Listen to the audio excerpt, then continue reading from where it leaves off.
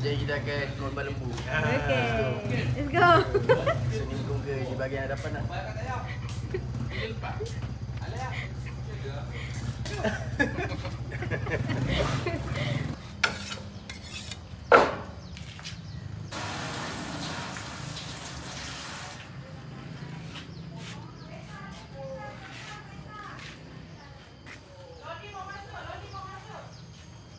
Lori nak masuk. Lori nak masuk hantar lembu. Tahu kan muak ada lori tu? Muak dia masuk hutan kan? Tak payah. Tak payah.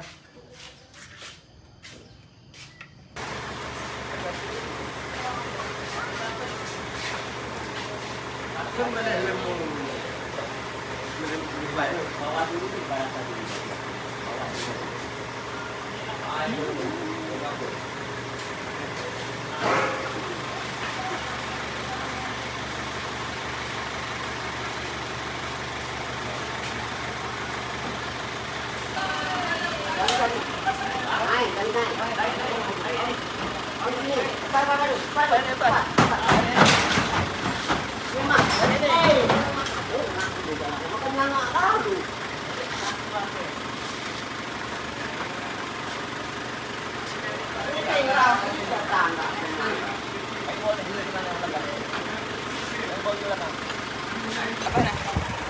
Kira kerja kali ni.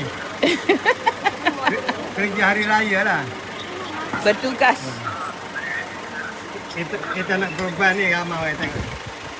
Sanak saudara semua balik. Ramai. Meriah ni, meriah. Okey. Jauh tak? Jauh tu. Ini gambar sana.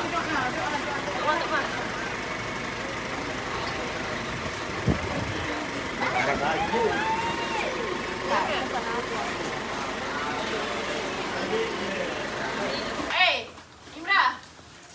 Bekas. Siapa nak hantar? Ambil bekas ni. Dekat-dekat je kamu ya. Ada kameraman lah. Selfie marah-marah. Banyak makanan ya. Nanti makan sup orang pula.